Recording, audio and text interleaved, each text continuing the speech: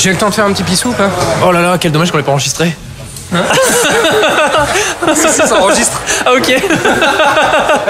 Ça va être ça. Ça c'est bon ça.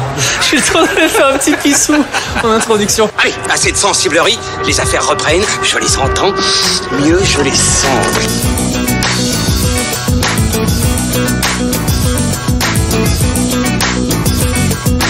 Qu'est-ce que c'est que ce foutoir, mon petit Bernard? C'est l'engin de guerre le plus puissant de tout l'univers. Salut à tous et bienvenue sur Séance Radio pour cet épisode numéro 4 de Fan Footage, le podcast, toujours depuis le numéro 21 à Levallois. Le concept ne change pas, vous le connaissez maintenant, mais bon, on vous le rappelle si vous êtes des nouveaux auditeurs, puisque nous sommes autour d'un verre pour vous livrer nos impressions à chaud des films que l'on a la chance de voir ou non en avance. En l'occurrence, 2 films en salle ce mercredi, Hostile avec Christian Bale et Un raccourci dans le temps avec Oprah Winfrey. Ça va être un peu 2 salles, 2 ambiances, mais vous allez voir, on va bien s'amuser. N'est-ce pas mon cher Pierre Delors, le Cheyenne de la tribu Fan Footage? Salut Pierre, ça va? Bonsoir. Bonsoir. On va bien s'amuser. Oui, ça s'entend, effectivement. Et nous accueillons notre médium heureux et centré. J'ai nommé Ilan Ferry de Cinevibe.fr. Salut Ilan. Salut Thomas. Vous êtes prêts mes amis? Ouais, toujours. Allez, c'est parti. Bon, cette mission, c'est quoi? Crazy Heart, Les Brasiers de la colère ou encore Black Mass, le jeune cinéaste Scott Cooper revient cette année avec un western intitulé Hostile réunissant Christian Bale, Rosamund Pike ou encore Wes Studi. Nous sommes en 1892 et nous suivons le capitaine Joseph Blocker qui est chargé d'escorter le chef de guerre Cheyenne Yellow Hawk et sa famille sur leur terre tribale, sauf que durant le voyage entre le Nouveau-Mexique et le Montana, ils vont non seulement devoir faire preuve de solidarité face aux Comanches hostiles qu'ils vont croiser, mais aussi venir en aide à Rosalie Quaid, veuve dont la famille a été assassiné sous ses yeux. Messieurs, juste avant de vous donner la parole et d'entrer dans les détails, je voudrais juste vous dire que moi, le film m'a scotché, il m'a vraiment écrasé par le caractère funeste qu'il dégage et il y avait cette phrase prononcée par Rosamund Pike dans le trailer, vous verrez, qui dit à un moment donné « J'envie le caractère définitif de la mort ». Et je trouve que c'est une phrase qui, moi, déjà m'avait hanté quand j'avais vu donc les bandes annonces et qui est prononcée d'une autre façon dans le film et qui ne m'a pas lâché pendant tout le film et même après. Alors, je sais pas ce que vous en pensez, vous allez me dire. Qui veut commencer? Ilan? Je vais commencer les hostilités, si je puis dire. Je t'en prie, vas-y. Joli. Écoute, Hostile, c'est un film qui ne m'a pas surpris. D'accord. Mais pas dans le mauvais sens du terme. C'est-à-dire que j'ai retrouvé tout ce que j'aime dans le cinéma de Scott Cooper, oui. À savoir cette peinture désenchantée de l'Amérique, vue à travers les personnages, les yeux de personnages qui sont en quête de rédemption. Oui. Quand je vois Christian Bale, je retrouve le Jeff Bridges de Crazy Heart, je retrouve l'autre Christian Bale des Brasiers de la colère, c'est-à-dire ces personnages qui portent une tristesse en eux, qui portent même, on va dire, le poids du survivant, parce que c'est ça, tous en cinéma parlent de survivants dans des contextes différents. Et voilà, et donc moi, j'ai pas été surpris de voir Cooper s'attaquer à un genre comme le western, surtout maintenant qu'on lui donne depuis Impitoyable des attraits très crépusculaires. Crépusculaires, ouais. Voilà. Pour moi, c'était logique. Donc, pas surpris, mais en même temps totalement emporté par cette histoire. Parce que j'ai été emporté par l'odyssée intérieure de ces personnages qui fait écho à la grandeur des paysages que l'on voit. Enfin, j'ai tout aimé dans le film, en fait. J'ai aimé son côté extrêmement posé, sa pudeur. C'est un film qui est très pudique quand on y pense, parce qu'il est anti-spectaculaire. Il y a des choses très rudes qui nous sont montrées, mais de manière crue. Et ça ne va jamais trop dans les détails, c'est jamais racoleur, c'est jamais trop lourd. Non. Tout est fluide. Tout est sur le fil. Exactement. Il est sur le fil. On est sur le fil. Et c'est ça que j'ai aimé dans ce film, c'est que en fait les choses se font naturellement. L'histoire se déroule naturellement, le background des personnages se déroule aussi naturellement. On sent cette espèce de chape de plomb. Ouais. Ce qui est sur tout le film. C'est très dur. Hein. Ouais. C'est vraiment dur. On parle de balade funeste, mais oui, c'est une balade funeste, mais c'est une belle balade funeste. C'est beaucoup de paradoxes. Ça parle de choses très tristes, mais en même temps, c'est beau. Pierre? Ce qui m'a plutôt intéressé, c'est l'ouverture. En fait, le film s'ouvre par une citation. Alors, je suis vraiment désolé, je me souviens plus de quoi elle est tirée, mais qui, avant que le film commence, on inscrit à l'écran quand chaque Américain, la sauvagerie et la barbarie est toujours présente, et ce malgré l'apparente civilisation, et que l'Ouest sauvage est toujours là. La note d'attention, elle est claire. Hein. Et la note d'attention est claire, et c'est ça qui est très intéressant avec ce western, c'est que en fait, c'est un western qui est vraiment un western de notre époque, des années 2010. C'est-à-dire que c'est un peu un des genres par excellence d'Hollywood. C'est un peu un des emblèmes du cinéma américain, le western. Et c'est un genre qui a beaucoup évolué. C'est-à-dire qu'on est passé d'une vision extrêmement romanesque et idéalisée et une glorification de l'esprit américain dans des westerns d'une certaine époque.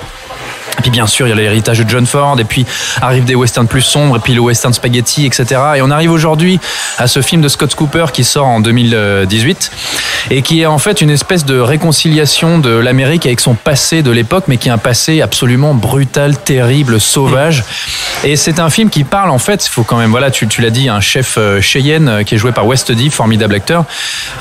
C'est un film qui traite des confédérés, enfin, une fois la guerre ensuite terminée, puisque Christian Bale est un soldat. Il est sur la fin, ouais. Il est sur la fin, c'est un soldat, et il doit escorter des Indiens. Et donc c'est pas un western simplement du désert avec des desperados et des Mexicains.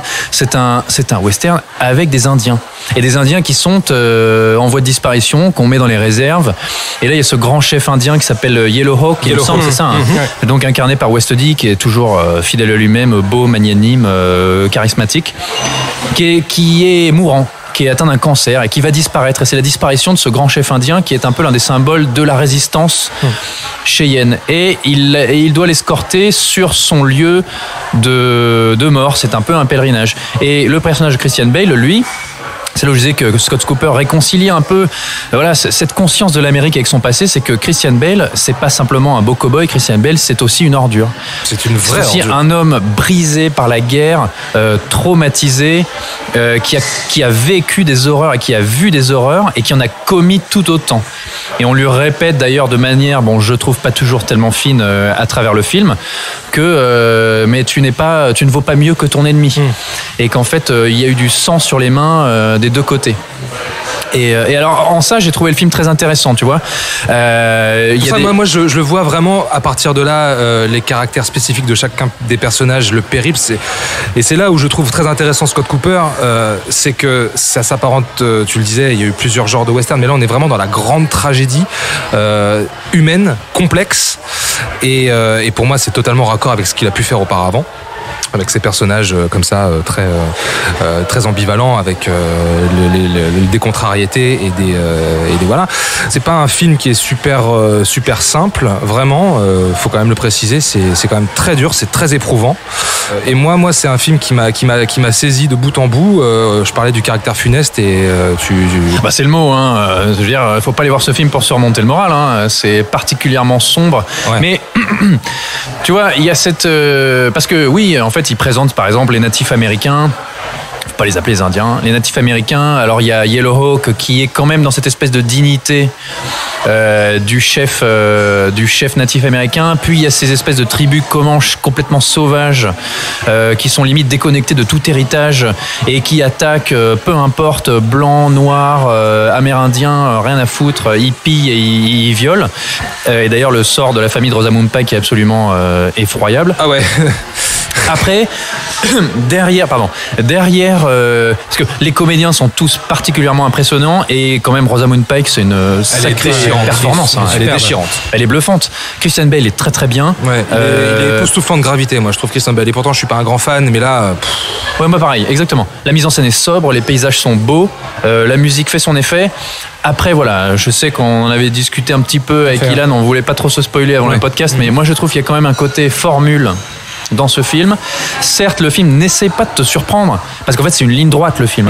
Les personnages partent d'un point A à un point B, et ils ont des embûches sur la route, et arriveront-ils à destination sains et saufs, mystère. Et le truc, il s'installe dans cette espèce de mécanique où la mort frappe. Mais en fait, la mécanique est tellement présente qu'il y a un moment, moi, et oui, j'ai beaucoup aimé le film, mais il y a un moment, moi, j'ai trouvé ça justement tellement mécanique, et c'est le mot, tellement formulaïque là que en fait, j'ai été capable de deviner au bout de 10 minutes de film tout ce qui allait se produire. Je savais grosso modo quel serait le parcours des personnages, qui allait mourir, qui allait survivre, qui allait avoir une histoire d'amour. Et il y a des moments même, je regardais les événements se dérouler, je me disais ça, ce qui est en train de se passer me paraît pas avoir une grande importance.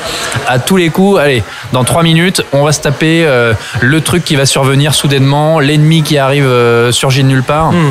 Et à un moment, j'étais presque dans une attente et de me dire, ah bah voilà. C'est qui le prochain sur la liste? C'est qui le prochain sur la liste? Et crac, ça arrivait sans que je sois surpris, tu vois. J'entends ce que tu dis. Mais justement, c'est ça, l'une des grandes forces du film, c'est que il te parle aussi du côté systémique de la mort. Oui, bien sûr, bien sûr. Il y a quelque chose de très mécanique là-dedans, dans le fait que justement, on ne sait pas s'ils vont tous mourir ou pas, mais on sait à peu près qui va y passer, qui va pas y passer.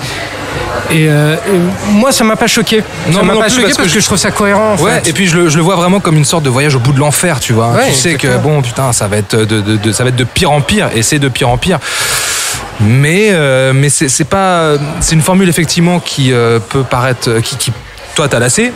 Enfin, là, c'est un grand mot. J'ai quand même apprécié le film, mais je regrette un petit peu ce côté mécanique. Mais alors, moi, la mécanique, je la vois, effectivement, je la ressens, mais au bout d'un moment, moi, j'avais envie que le film se termine. Vraiment, mais vraiment, parce que c'était, tu vois, j'étais vraiment, comme je disais tout à l'heure, j'étais écrasé par tout ce qui se passe, en fait, par tout ce qui toutes les 5 minutes où t'en as un qui part, etc., et dans des circonstances assez violentes à chaque fois, et tu dis, putain, mais il faut que ça s'arrête, quoi, c'est bon. Ouais, mais pardon, je crois que je t'ai coupé. Non, je sais pas, mais je remets pas en cause la mécanique en tant que telle. Bien sûr, mais il y a un côté pour moi. Parce que les épreuves en fait auxquelles les personnages sont confrontés en fait, c'est ça qui me disait allez stop, faut que ça s'arrête. Mais il y a un moment, tu sens qu'il veut appuyer cet aspect, il veut appuyer son discours. Et il y a un personnage qui, moi par exemple, c'est le passage du film où j'ai commencé un petit peu à m'ennuyer. Encore une fois, c'est un grand mot, je le rappelle, je trouvais que c'était un très bon film. Mais il y a un personnage qui est joué par Ben Foster, qui se ramène à un moment dans le film. Ils ont un petit échange avec lui. Le personnage pourrait être là ou pourrait ne pas être là. Je trouve que fondamentalement, ça ne change pas grand-chose. Ça amène un petit background par rapport au personnage de Christian Bale. C'est un personnage surgi du passé de Christian Bale. Ok, c'est genre son double en fait. Et si Christian Bale avait mal tourné, qu'est-ce qu'il serait devenu? Il serait devenu Ben Foster. Sauf que le truc, c'est qu'on pour bien te faire comprendre au bulldozer que l'Ouest c'était pas si blanc et noir, que nous aussi on a été mauvais, blablabla. Ben Foster lui répète, je crois que franchement, limite, il faudrait lire le scénario et toutes les 2 répliques, il retient le même discours. Ah, mais toi aussi, tu ne vaux pas mieux qu'eux, toi aussi, tu as du sang sur les mains. Et à un moment, au bout de la 5e fois, j'étais là, genre, mais merci, c'est bon, on a compris, passons à autre chose, quoi. Et franchement, je trouve que le film souffre un peu de ça, du côté mécanique et du côté de temps en temps trop appuyé pour souligner le propos, quoi. Mais je sais ce que tu veux dire, juste une dernière chose. Je pense que justement, cette mécanique est répétitive de manière volontaire parce que tu parles de passer à autre chose, mais en fait, personne ne peut passer à autre chose. Aucun des personnages ne peut passer à autre chose. Oui, c'est des espèces de cercle infernal dans lequel cette ritournelle totalement infernale sur laquelle ils sont pris que le film met en valeur, si je puis dire, en tout cas sur lequel il accentue. Tu parlais tout à l'heure des personnages. Là, je m'attarde vraiment sur le côté technique parce qu'on va ensuite passer donc à un autre film. Je voudrais juste signaler que la photo est signée Masanobu Takayanagi. Et qui fait une très belle photo. Très très belle photo, qui est donc fidèle parmi les fidèles de Scott Cooper, qui signait donc déjà aussi tous ses précédents films et qui signait également la photo de Spotlight et le territoire des loups. Donc effectivement, on voyage vraiment dans les plaines du Nouveau-Mexique et du Colorado avec c'est des airs arides, les canyons, les montagnes rocheuses, etc. Enfin, c'est sublime. Voilà. Mais c'est sublime et c'est intéressant de voir que ce western sort en 2018 et que c'est pas, on nous fait pas rêver avec le Grand Ouest. On nous explique limite les problématiques de l'Amérique contemporaine à travers son passé. C'est des thématiques justement qui sont chères à Scott Cooper parce qu'il s'attaque toujours au mythe américain avec ses figures représentatives agressive. Oui, exactement. La violence. La violence. Parmi tous ces films, il y a la violence. Ah oui. À part peut-être Crazy Heart. J'ai des vagues souvenirs du film de Crazy Heart, mais je suis pas sûr que. On peut parler aussi de violence intérieure chez le personnage de Désespéré, de quoi. Jeff Bridges. Oui, Oui. dans son désespoir, il y a une espèce de violence. Les démons intérieurs. Oui, Et au-delà de ça, c'est quand même, malgré tout, je trouve un film. Bon, je sais qu'il faut pas sans cesse avoir une espèce de discours, de replacer le film dans son contexte politique, etc. Blablabla. Mais c'est quand même un film qui parle de réconciliation. Alors oui, je me souviens, tu m'avais dit ça à la sortie de la séance et Malgré le côté funeste et malgré le parcours des personnages qui s'en vont vers la mort, c'est quand même un film sur la réconciliation, mais pas mais la réconciliation, si tu veux, avec soi-même. Ouais, bien sûr. Être conscient de ce qui s'est réellement passé pour pouvoir aller de l'avant. Et comment l'Amérique s'est construite sur la violence. Et là, on a justement la fondation de l'Amérique avec ses deux ennemis traditionnels du cinéma, c'est-à-dire les cow-boys et les Indiens. Et traités avec un pied d'égalité et qui à un moment doivent se réconcilier avec ce qu'ils ont fait. L'un est en train de mourir et l'autre se laisse limite dépérir, quoi. Et sur cette thématique et par rapport à ce qu'on est en train de vivre aujourd'hui aux États-Unis, je trouve que c'est extrêmement intéressant là-dessus.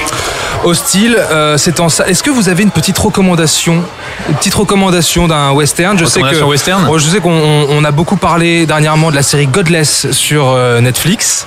Je sais que Pierre, t'es un peu. Ouais, j'ai vu. Je vais pas faire genre. J'ai vu que le premier épisode et pour l'instant, j'étais pas ultra fan. Moi, j'ai été saisi. Est-ce qu'il y a un film que vous aimeriez éventuellement recommander? Alors, moi, peut-être sur la même thématique, je conseillerais un western qui est sorti il y a un peu plus d'1 an, qui s'appelle Brimstone. Avec Kyle Van Houten, ouais, notamment, et Dakota Fanning, et qui est un western qui a été réalisé par un Européen, néerlandais, d'accord, et qui est très intéressant parce qu'il parle en gros, il raconte que l'histoire de l'Amérique, à travers l'immigration, s'est construite sur le sang. Ouais. Sur la violence. Il y a cette même idée que la violence traverse toute l'histoire d'un pays. Ouais. Et ça, je trouve ça très intéressant. Assez raccord avec Hostile, même si Hostile, on peut plus parler d'Odyssée intérieure que politique. Mais je trouve que Brimstone est un western extrêmement intéressant pour ce qu'il raconte. Ok. Pierre. Bon, moi, je crois que, à force, les gens ont compris, pardon. Désolé, je bois une bière, des fois je... Les gens ont compris que je peux pas m'empêcher quand on me demande une reco d'en faire 4 à la fois. Alors une seule. Il y a Oprah Winfrey qui nous attend. On va rappeler que The Hateful Eight de Quentin Tarantino est probablement le dernier grand western. C'était absolument formidable. La projection 70 mm, on s'en souvient. Hein. Je veux juste dire aussi que le western est un genre majoritairement américain, mais qu'il y a des variantes. Et il y a un excellent western australien, parce que l'Australie aussi a son bush et son désert et ses duels de pistolets. Et il y avait un excellent film de John Hillcoat qui s'appelait The Proposition, qui date de 2005. Mais si vous voulez vraiment vous intéresser au genre western et le voir d'une manière différente et pas aller dans les grands poncifs, on va pas citer Sergio Leone, etc. Il y a un western que j'aime beaucoup, qui est un western de Sam Raimi, qui s'appelle The Quick and the Dead. Ah oui, Mort au vif en français, avec Sharon Stone et DiCaprio et Russell Crowe, Jen Ackman. Et en fait, c'est Sam Raimi, avec toute l'inventivité qu'on lui connaît dans la mise en scène, qui se dit allez, je m'attaque au western, je m'attaque au mythe du duel. Mais qu'est-ce que je peux faire pour apporter une mise en scène nouvelle, rafraîchissante, reprendre certes des poncifs. Comment dynamiter le genre. Mais comment dynamiter le genre et amener quelque chose de nouveau. Et The Cook in the Dead, c'est de la tuerie, c'est le cas de le dire. C'est super. Hostile, donc c'est écrit et réalisé par Scott Cooper. C'est actuellement au cinéma. Le film a coûté $40 millions. Je tenais à le préciser quand même. Voilà. On va y revenir là-dessus. Parce que en termes de budget, on va passer à quelque chose de complètement différent, puisque nous allons parler de A Wrinkle in Time, un raccourci dans le temps. La nouvelle pépite de Disney avec Oprah Winfrey. À tout de suite. On change d'ambiance, nous partons du côté du monde merveilleux de Disney avec A Wrinkle in Time, un raccourci dans le temps, la nouvelle super production fantaisico-fantastique mettant en scène Oprah Winfrey, Reese Witherspoon, Zach Galifianakis et ce bon Chris Pine. Chris Pine, ça me fait penser à Chris Pine Glover. Chris Pine, allez. Pour pitcher le film, nous l'avons vu hier soir. On va essayer de faire court parce que c'est assez complexe malgré tout, mais l'histoire est assez simple, vous verrez. Nous suivons donc Meg, une jeune fille mal dans sa peau, qui part à la recherche de son père, incarné donc par Chris Pine, disparu suite à une expérience qui a mal tourné. On ne sait pas trop ce qui lui est arrivé. Voilà, parce que c'est un scientifique émérite. Exactement. Voilà. Il aurait trouvé une espèce de faille spatio-temporelle pour voyager. Voilà. Pourquoi je ne le sais pas. On saura et donc, peut-être jamais, d'ailleurs. elle est escortée par des êtres extra-dimensionnels qui sont donc incarnés par trois comédiennes. Et Oprah Winfrey, Reese Witherspoon et Mindy Kaling. Exactement. Et qui l'emmène, elle, donc Meg et son petit frère qui s'appelle Charles Wallace. Et qui, prénom composé, et qui sont donc emmenés dans ce voyage à travers les dimensions, à travers les planètes. À la recherche de son père, c'est ça. Après, il n'y a pas beaucoup de planètes. J'en ai compté 2-3, mais bon. Oui, c'est vrai. Ils sont un peu radins. Puis ils affrontent une espèce de masse noire, le mal. Le ça qui est censé incarner les peurs. Qui est enfin matérialisé. En fait, on arrive maintenant à matérialiser. On va revenir dessus. Ne spoilons pas trop vite. Alors du coup, c'est réalisé par Ava DuVernay et c'est important de le préciser. C'est important de le préciser parce que c'est un projet qui remonte à début 2010-2011, je crois. Il y avait déjà une première tentative d'adaptation par Disney. Le film devait coûter 35 millions de dollars à peu près. Ava DuVernay est arrivée sur le projet en juillet 2016, il me semble. Et là, boum, le budget est passé à 100 millions de dollars. 100 millions de dollars. Il faut savoir qu'en plus, alors A Wrinkle in Time, en français, un raccourci dans le temps, chez nous, dans notre territoire hexagonal, en Gaule, c'est pas, je sais pas ce qui m'arrive, c'est la pinte, c'est pas tellement connu, mais en fait aux États-Unis c'est vraiment un roman absolument culte, c'est même cultissime. C'est un petit peu comme le disait la présentatrice de chez Warner, de chez Disney pardon, qui nous faisait la leçon, le crime de lèse-majesté. On est en train de faire Pierre, ça y est. Je suis bourré.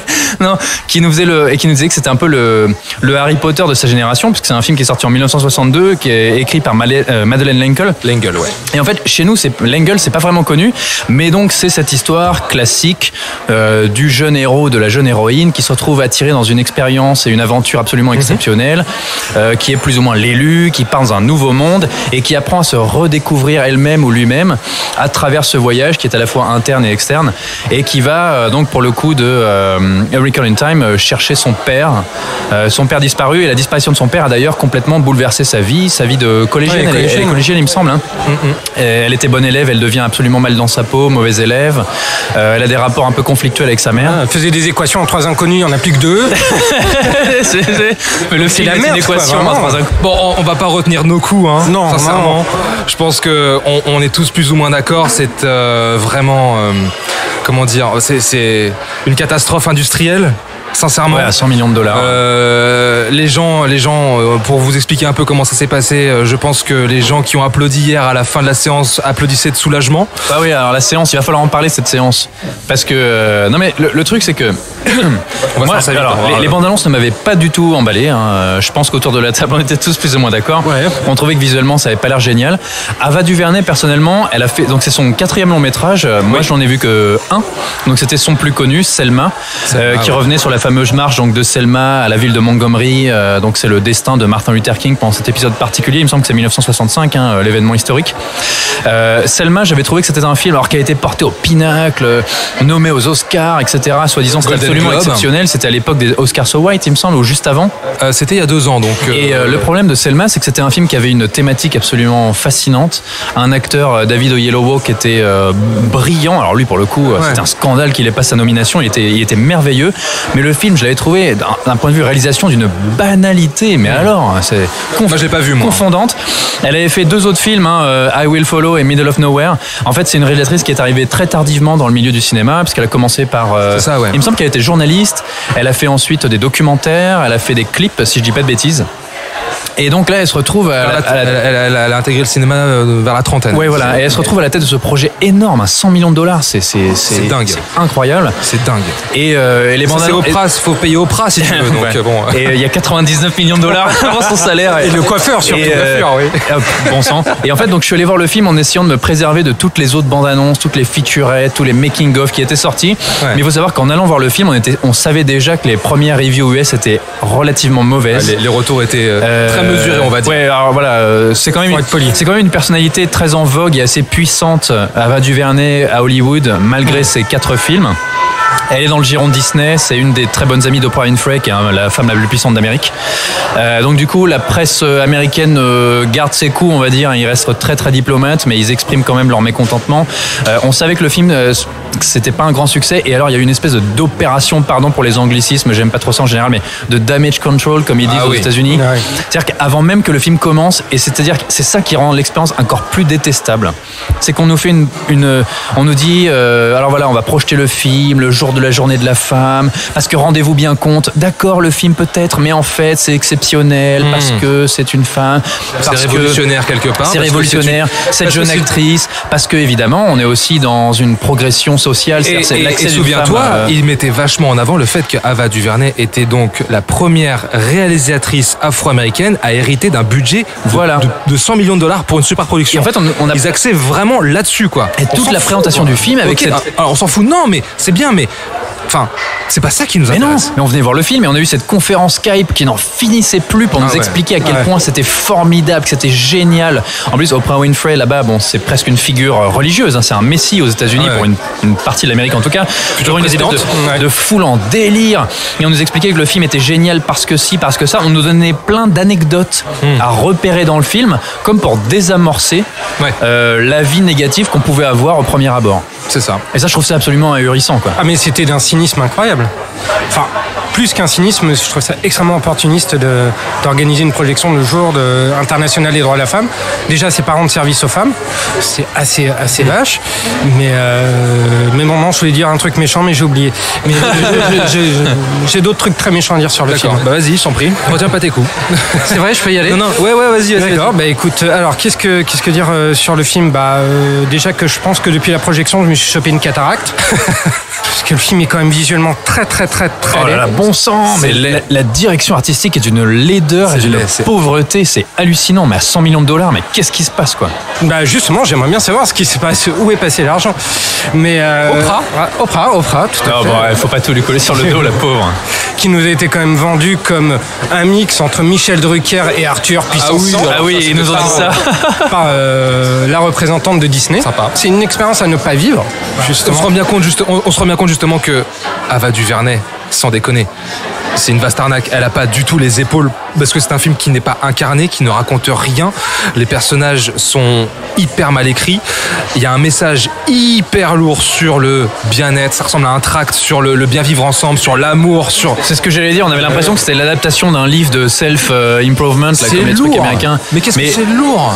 Mais en fait, ce qu'on peut ne pas reprocher au film, c'est ses bonnes intentions. C'est-à-dire, c'est un film qui a le cœur sur la main. C'est un film mais beaucoup trop. Hein. Mais c'est un film qui n'est que dans le crois en toi-même, réalise tes rêves, n'écoute pas ce qu'on te dit, tu es la meilleure, tu es le meilleur, tout le monde est beau, tout le monde est gentil. À tel point que d'ailleurs, c'est un film qui n'a aucun antagonisme réel. C'est-à-dire que le mal est incarné par une espèce de forme noirâtre qui vole dans l'espace.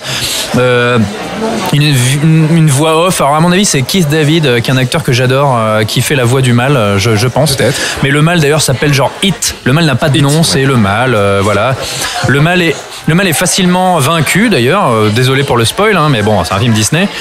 Et en fait, c'est un film où tout va bien, où tout le monde est gentil, tout le monde est bénéfique, il n'y a pas d'aspérité. C'est un film d'une banalité, c'est un film en surface. Et d'ailleurs, c'est un peu cette espèce de nouvel élan qui est représenté notamment, je trouve, hein, moi, par Ava DuVernay et tous ces nouveaux cinéastes qui arrivent aujourd'hui. C'est du cinéma sans aspérité, sans ambition. Désolé pour le terme, parce que c'est un long débat, mais c'est un film politiquement correct. C'est un film qui ne... Ah bah alors là, on est en plein dedans. C'est un film qui ne dit rien et qui n'a rien envie de dire, si ce n'est un espèce de message de bonne humeur. Non, tu sais pas ce qu'il a de bien-être. Enfin, à part le Tu sens, tu sens quand même ce qu'il a envie de dire. Tu vois le message, mais c'est tellement au chausse-pied, à la truelle, que ça passe à côté. On voit le message, mais c'est hyper maladroit et c'est pas fin pour dessous, quoi. Ah non, mais c'est la bonne grosse guimauve, bien sucrée, bien mielleuse. Ah, alors en termes de guimauve, c'est pas que dans le récit, hein, c'est même dans le rendu visuel. C'est une indigestion à la fois au niveau visuel, parce que moi, quand j'ai vu le film, j'ai quand même eu l'impression de voir une espèce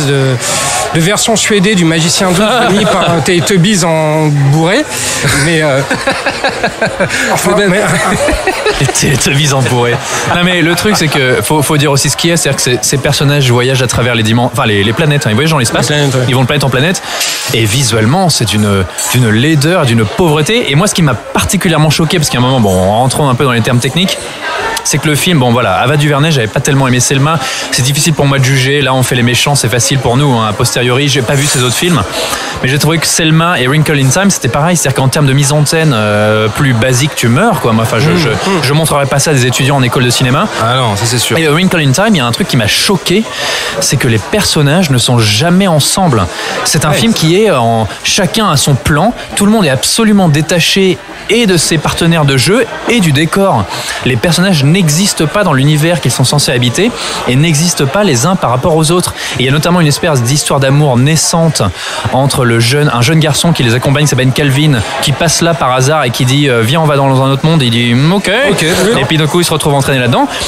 On comprend qu'il a une attirance pour cette jeune Meg, et en fait cette attirance n'existe pas, elle est simplement symbolisée à l'image par lui. On lui a dit vas-y regarde-la avec des yeux d'amoureux pendant 10 plombes, et en fait fais-toi Robert Pattinson.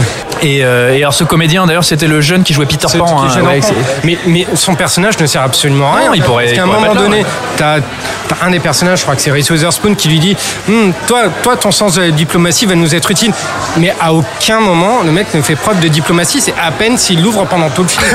On l'entend pas, il est juste là, il fait des yeux doux 5 minutes, juste là pour tu évoquais Reese Witherspoon, est-ce qu'on peut spoiler ou pas l'instant végétarien, l'instant salade, oh la vache, l'instant fenouil, l'instant fenouil de Reese Witherspoon qui se transforme en une espèce de feuille de moi feuille c'est le plus beau fenouil en image de synthèse que j'ai vu depuis des années. Juste pour cette scène, à la limite, allez-y. Non mais il se trouve que Reese Witherspoon, elle fait une espèce de Wonder Woman à 2 balles, elle tourne sur elle-même et elle se transforme en créature faite de feuilles. Feuilles de la DA est dégueulasse, quoi. Mais bon après si tu veux la DA avec les gamins qui sont dessus, qui découvrent donc cet univers dans lequel ils viennent d'arriver et qui vont se retrouver à caresser le visage d'Oprah Winfrey. Ah oui, en énorme sur l'écran qui va. Racontons ça surtout. Oprah Winfrey sur le visage n'a pas fait le film en même temps que les autres, hein. En fait elle partage peut-être 2 scènes avec le reste du cast, mais la majorité du temps elle est à part, elle a été filmée sur un écran vert, elle est géante, elle est quelque part dans le paysage et elle a des espèces de costumes, ils ont tous des costumes absolument dégueulasses. Je suis désolé pour le ou la directrice artistique pour les costumes, mais franchement ça le fait pas. Et elle a du maquillage pourri avec des paillettes, des perruques horribles. Très Ursula Queen of the Night. Ouais grave, elle ressemble à Ursula de la petite sirène. Ouais, non mais vraiment, moi je te l'ai dit, c'est ce qui m'a frappé. Ouais c'est vrai. Elle est complètement immense, elle est immense comme ça avec cette espèce de grosse robe et tout machin. Mais alors la question c'est que nous elle occupe tout l'espace de l'écran. On regarde ça avec notre regard. Bon là on est un petit peu bâtard, bon, mais comment le très jeune public peut appréhender le film? Parce que si tu veux, on est dans cette filiation de ce film de jeunes enfants qui vont dans cet univers fantastique. Je veux dire, malgré tous les défauts que je peux reprocher au premier Harry Potter, enfin il y a un fossé, c'est abyssal quoi. Premier Harry Potter, tu peux lui faire beaucoup de reproches, mais t'as au moins des personnages auxquels tu t'attaches un minimum, ce qui est absolument pas le cas de Wrinkle in Time. Elle est pas si mal la jeune comédienne, Meg, mais elle a rien à défendre. Bon, mis à part le fait que je trouve qu'elle ressemble à Jordan Peele, mais avec. C'est tellement gratuit. Mais en mode Tom Pouce. Non, mais moi j'ai décidé d'être gratuite. Non, elle est bien, elle est mimi, elle joue bien. Elle a pas une trajectoire, mais elle a un personnage de merde. Son personnage est. J'ai dit le mot. Son petit frère avec son prénom composé. Tu sais dès le début que de toute façon ses parents l'ont détesté pour l'appeler Charles. Mais ses parents, parlons-en, parce qu'en fait, qui n'existe pas. La mère qui est jouée par cette actrice, alors je me suis désolé, je me souviens jamais de son nom, Gougou, je ne sais pas quoi, c'est une actrice britannique que j'ai vue dans d'autres films, qui est tout à fait bien. Elle était dans Black Mirror, je crois. Et elle est pas dans le nouveau Cloverfield aussi? Oui, si, également. Et le truc, c'est qu'on nous dit dans l'interview, Gougou, je sais pas quoi, encore une fois, désolé, c'est une femme, mais c'est pas juste un personnage féminin, c'est une scientifique brillante, elle est exceptionnelle, c'est la plus intelligente, limite dans le couple. Et en fait, son personnage ne sert absolument à rien. Et c'est un film qui se base que sur du vent, avec des personnages qui n'existent pas. Et il y a ce personnage du jeune frère Charles Wallace qui est en fait le geek Voilà, de Charles Wallace. le geek de ouais le pauvre le geek, pardon si vous vous appelez Charles Wallace, qui est un peu le geek de service, qui fait des blagues de nerd. Vous avez du style quand même. Et il y a un moment, c'est un film qui a été écrit comme nous on fait en ce moment autour d'une pinte de bière dans un bar, et ils se sont dit c'est une super idée. Tu sais par qui le film est écrit? Vas-y. Il est écrit par j'ai oublié son nom, son prénom, je suis désolé, mais par la réalisatrice de La Reine des Neiges. Ah oui, la réalisatrice de La Reine des Neiges. Et alors voilà, ils l'ont annoncé en amont de la projection, et alors à ce moment-là, je me suis enfoncé dans mon siège et je me suis dit que j'allais vivre une mauvaise expérience. Et des mondes de Ralph également. Bon, moi je voudrais juste par rapport à ce type de film qui met en avant une certaine fantaisie originale quelque part. Déjà, le film me fait réhabiliter Oz de Sam Raimi. Et ça part. Quand même. Et j'ai juste envie de dire aux gens, foncez voir À la poursuite de demain. Tomorrowland de Brad Bird avec George Clooney, qui a été snobé, qui a fait même pas 900 000 entrées en France et qui malgré tout a été redécouvert le 1er janvier 2018. Il est arrivé, il a fait 4 millions de téléspectateurs sur M6. Il a été redécouvert, on m'en a reparlé après du coup. Tu vois. Et en fait, il y avait des très bons moments dans ce film, hein. Et c'est ça surtout que j'aimerais rappeler, c'est que A Wrinkle in Time en soi, bon bah là on a détesté, on a trouvé ça vain, nul, bête. Oui, mais sur la thématique de la pause. Si tu veux, Ava DuVernay, voilà, ça fait que 2 films que je vois d'elle. Chaque réalisateur, chaque réalisatrice a droit à des erreurs, hein. On peut se planter, ça arrive même au meilleur. Mais le truc, c'est qu'on la présente un petit peu, elle et d'autres d'ailleurs, comme ces espèces de cinéastes parfaits, que c'est absolument exceptionnel. On les met en avant, on leur donne des budgets énormes. Elles sont tellement puissants d'ailleurs dans les médias que la presse elle-même, les gros magazines n'osent pas tellement leur rentrer dedans, tu vois. Et il y a un moment, il faut savoir ce qu'on veut en fait. Et Disney aujourd'hui est tout puissant, hein, c'est The Studio parmi les studios. Est-ce qu'on veut aller vers ça, ou est-ce qu'à un moment il faut se prémunir de cette espèce de nivellement par le bas et de se dire que bon sang, non, on peut faire autre chose, quoi. Moi je sens la plantade, hein, sincèrement. Écoute, c'est terrible de dire ça, mais j'espère qu'il va se planter. Hein. Moi je vais juste rebondir sur ce que tu as dit tout à l'heure, Thomas. Moi il y a généralement les accidents industriels, et je mets une grosse guillemets en disant accidents industriels de Disney ces dernières années qui sont à la poursuite de demain, ou John Carter ou Tron, sont des films pour lesquels moi j'ai eu une espèce de tendresse, parce que au moins visuellement ou narrativement il présentait des univers. Il y avait de l'ambition. Il y avait de l'ambition, ce qui n'était pas le cas de Wrinkle in Time. Donc on peut espérer que Disney se remette à prendre des risques de ce type. On le souhaite. Mais c'est pas gagné, je pense. Ok, très bien. Je voulais simplement faire une petite recommandation, et je m'arrête là, désolé, je parle trop, mais il y a un moment, si vous voulez avoir un film avec des personnages enfants qui se retrouvent attirés dans des dimensions parallèles et sur d'autres planètes, et qui traversent le temps et qui se découvrent eux-mêmes et qui redécouvrent leur potentiel, je vous conseille Time Bandits de Terry Gilliam, qui est un film de 1981. C'est un chef-d'œuvre d'innovation, c'est une mise en scène formidable. C'est un peu dans la lignée du Baron Munchausen pour ceux qui ne l'ont pas vu. C'est grosso modo le même pitch, sauf que c'est bien plus intelligent et intéressant, donc foncez le voir. Ok, un raccourci dans le temps, Ava DuVernay, Oprah Winfrey, Reese Witherspoon, vous avez compris, on ne vous le conseille absolument pas. Mais bon, voilà, faites-vous votre propre opinion, et dites-nous dans tous les commentaires, on est très impatient d'avoir votre... Vous avez le droit de nous insulter si jamais ça vous a plu. Fan Footage épisode 4, c'est maintenant terminé. Rendez-vous sur Séance Radio, iTunes, SoundCloud et tous les autres agrégateurs pour nous suivre, pour commenter. #Fan Footage également. Ilan, merci. Oui, merci à toi. À très vite sur cinevibe.fr. Tout à fait. Pierre.